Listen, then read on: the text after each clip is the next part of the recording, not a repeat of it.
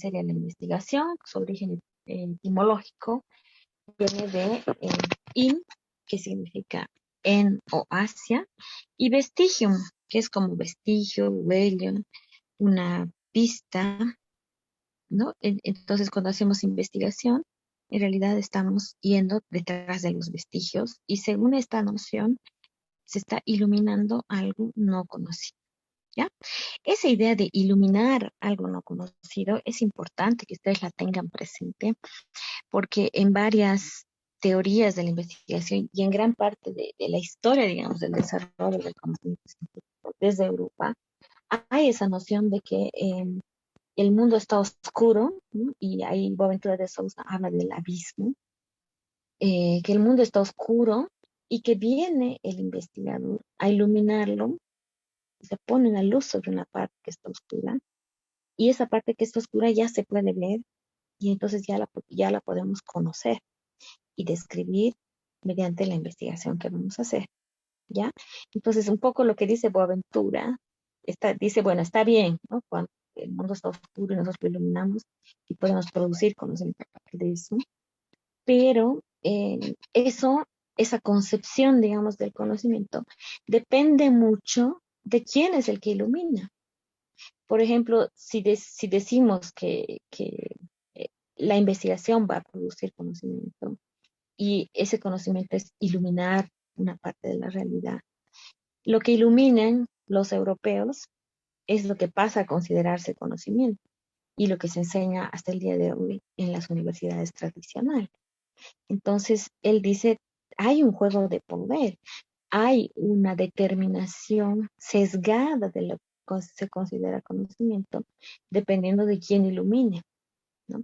De quién tenga a su mano qué cosas para observar y va a producir conocimiento sobre eso. Por ejemplo, nadie en Europa, hasta hace poco tiempo, va a producir o va a iluminar, digamos, el conocimiento sobre la producción de papa en la comunidad X o sobre los poderes curativos de los callahuayas, etcétera, porque esos no son contextos donde estén los ojos europeos, digamos, para poder iluminarlos. Y entonces hay una fuerte crítica que ha surgido en todo el sur a esa noción de que el conocimiento ilumina algo, lo pone en el escenario. No sé si han visto en obras de teatro o de presentaciones de cantantes, todo el escenario está negro y de repente hay un foco que dirige su luz solo sobre un cantante y se lo ve solo a él. Más o menos es el nivel de esta concepción de la investigación.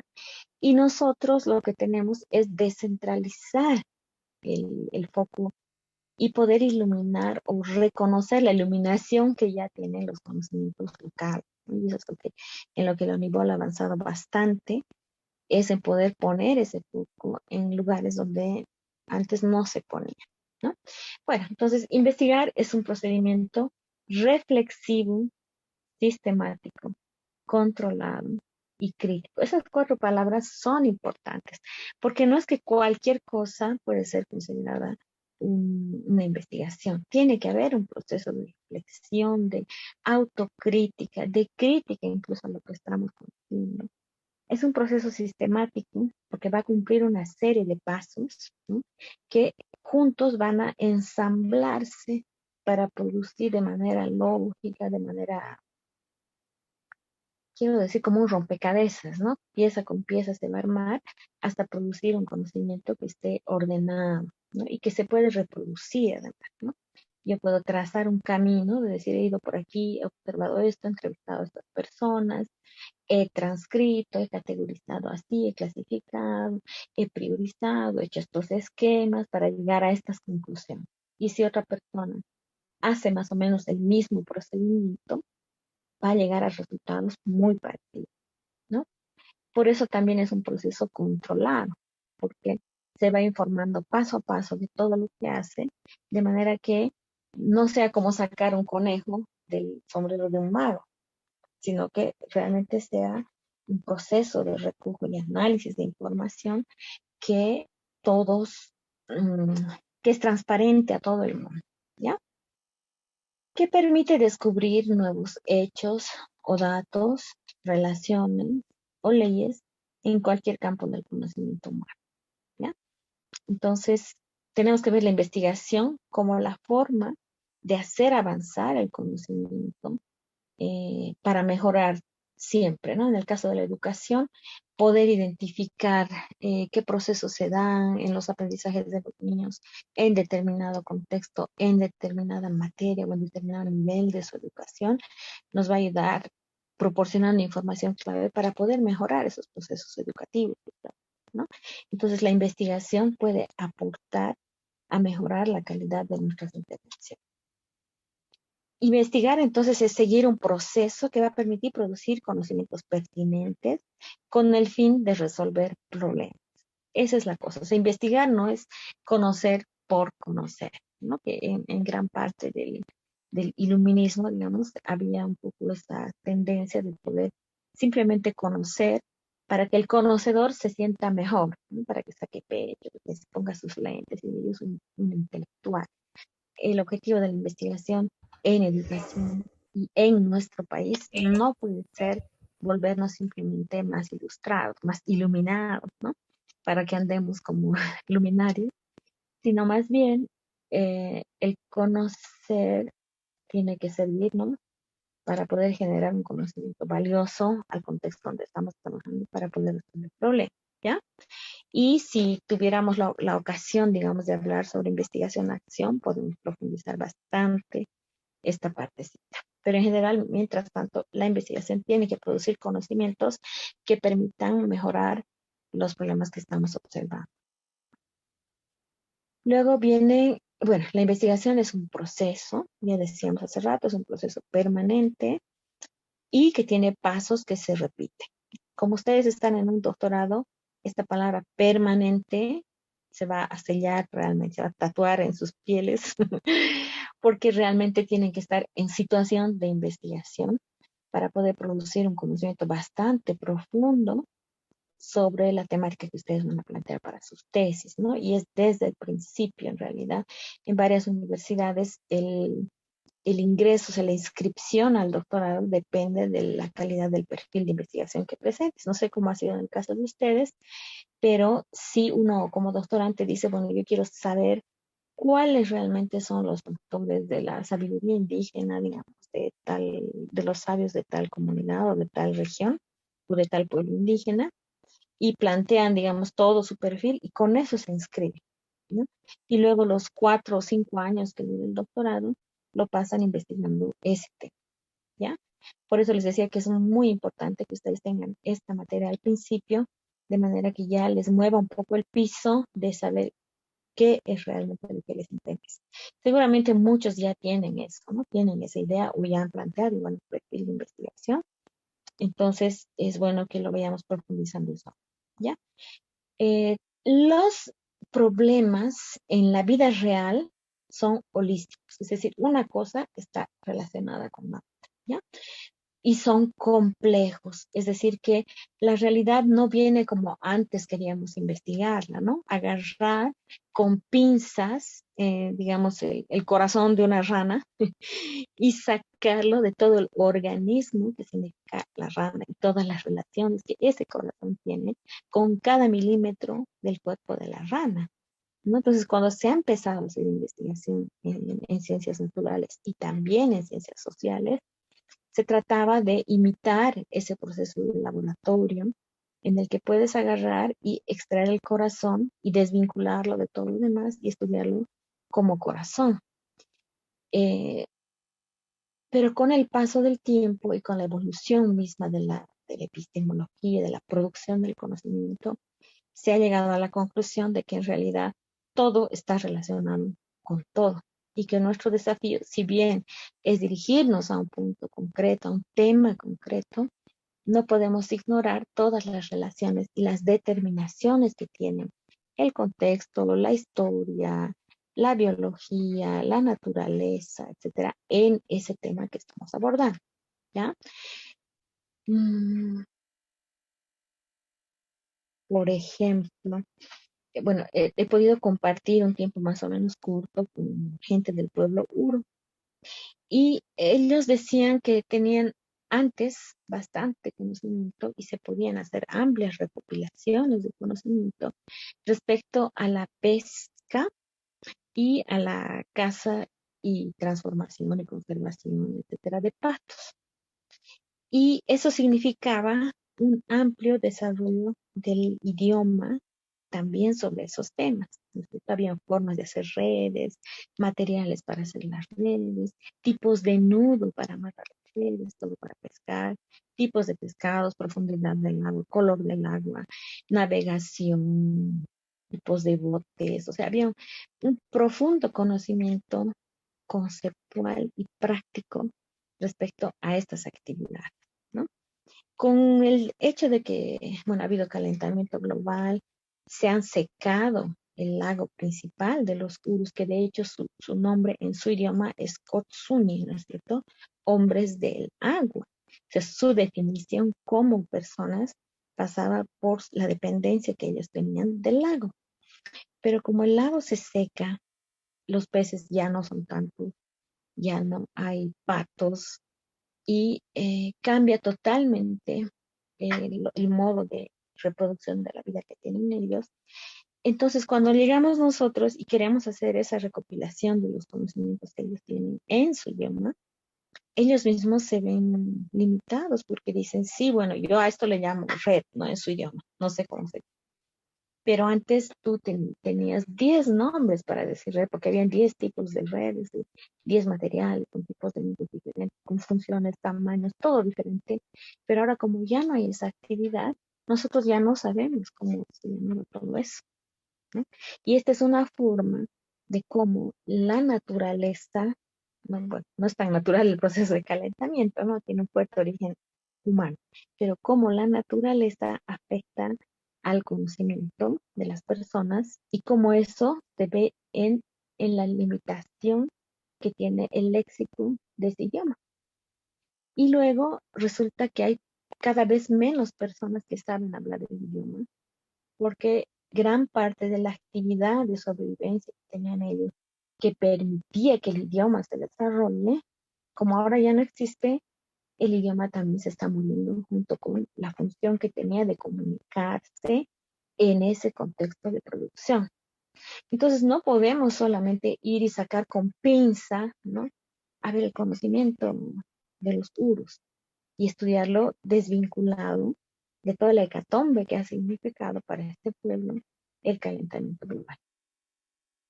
Y lo mismo en cualquier tema que nosotros abordemos va a estar relacionado con las condiciones de vida, con el desarrollo cognitivo, con el valor que tienen las personas que conocen o que conocían, etcétera. Entonces, por ejemplo, en este caso, se ha valorizado a aquellas personas un poco mayores que han podido decir, yo tengo aquí unas redes viejas en su depósito, ya todas enmohecidas las redes. Así hacíamos, ¿no? Y nos ha mostrado, han tomado fotos, y se ha podido producir un material que más o menos trata de rescatar esos conocimientos que están mermados, ¿no? Y que, si ustedes se dan cuenta, han encontrado una nueva salida, que es el turismo. Entonces, ahora ellos han tenido algunos proyectos de fortalecimiento al turismo para el que vale la pena recuperar y mostrar estos artefactos ya culturales, ¿no? No tanto ya como en su función natural, una red que servía para pescar, un tipo de ropa adecuado a la actividad y al clima, etcétera, sino como artefactos culturales que pueden ser consumidos por turistas, ¿no? O sea, totalmente desde otra visión, pero es también una salida que han tenido ellos para poder seguir generando algún ingreso en su hábitat sin necesariamente migrar, ¿no? Otro desafío es que este pueblo, digamos, muchos se van a Chile a trabajar en tiempos de la cosecha. Y entonces cuando uno les escucha hablar español, hablan con acento chileno, ¿no? Entonces esa dinámica, esa complejidad que tienen los problemas, esa vinculación de la economía, de la geografía con la lengua, es lo que queremos poder conocer y abarcar de manera holística describiendo y comprendiendo la complejidad de las interrelaciones que hay entre diferentes factores a la hora de estudiar un problema. Entonces, estamos totalmente en línea contraria, en contraflecha, si ustedes quieren, a la simplificación de la realidad. ¿No? A poder decir, bueno, como yo tengo que hacer una investigación que tenga delimitación temática, conceptual, poblacional, geográfica y no sé qué, voy a estudiar la quinta pata de la hormiga, así bien, bien específico. No existe, ¿no? Si digamos que yo digo, voy a estudiar la lengua Uru, la vitalidad de la lengua Uru hoy, eso me va a llevar a ver a esa lengua con toda la historia del pueblo. ¿Qué le ha pasado al pueblo para que la lengua esté así? ¿Qué ha pasado a su entorno geográfico y climático para que la lengua esté así? ¿Qué valoraciones tienen las personas de las lenguas? ¿Por qué la hablan o no la hablan? Etcétera. Y finalmente, mmm, este conocimiento nos tiene que servir para actuar, ¿no? Tenemos que tener conocimientos prácticos y teóricos pertinentes para poder hacer esta investigación. Tenemos que tener un desafío innovador, ¿no? En poder encontrar relaciones que nadie ve, ¿no? Porque generalmente, digamos, un lingüista o un investigador X diría, la lengua está así, este es su léxico, estos son sus verbos, así se hace el tiempo pasado, no sé qué, pero no estaría viendo cuál es la relación de ese estado de la lengua con la historia del pueblo, ¿ya? Entonces hay que tratar de ser innovador en identificar las relaciones, etcétera. Tiene que ser información que pueda servir para cambiar. Hay algún micrófono abierto que está haciendo ruido. No sé si pueden verificar que estén apagados los micrófonos. Y está la capacidad de generar un conocimiento que nos permita responder a problemas, ¿no? De poder discutir, por ejemplo, con el pueblo Uri, qué es lo que quieren para su presente y para su futuro. Están bien como están. A mí me da pena, digamos, que la lengua se pierda, pero mi pena les importa a ellos, a los que están realmente metidos en el problema.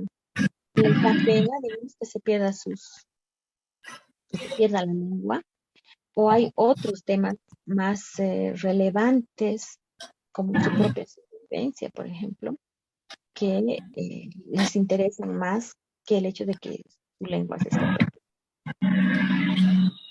Miguel Mamani, por favor, si puedes cerrar el micrófono. Cristian, si tú tienes esa habilidad, esa capacidad, yo no tengo. A veces, como cuando administro, sí puedo cortar micrófonos, pero en este caso no. Miguel, escúchame, porque está bastante fuerte el ruido, ¿no?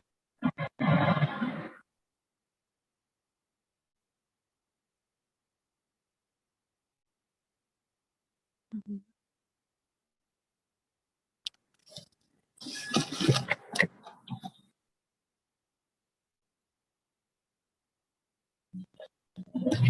Miguel, alguien lo tiene como contacto por WhatsApp. Seguiré. Hasta ahí entonces, ¿qué les parece? ¿Quieren comentar algo? Continuamos.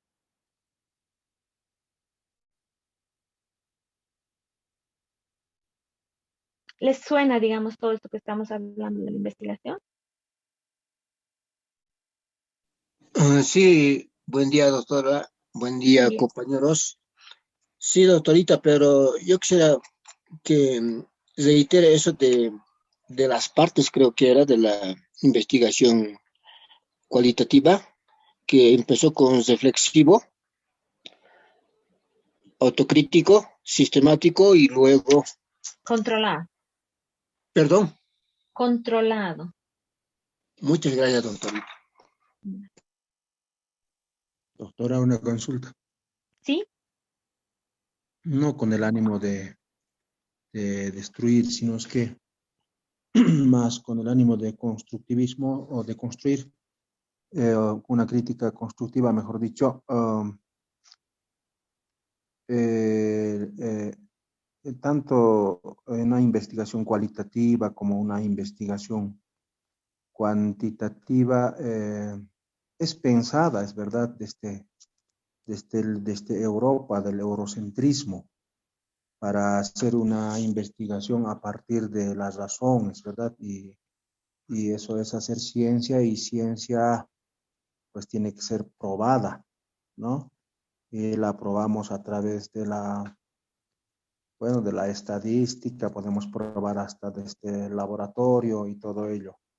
Pero sin embargo, no habrá una investigación realmente pensada desde la nuestra, ¿no? O sea, desde las naciones y pueblos indígenas, originarios, campesinos, como en este caso, por ejemplo, nuestra cosmovisión, que parte en verdad de una epistemología que nace desde la realidad y pensada también justo para reproducir la vida, ¿no?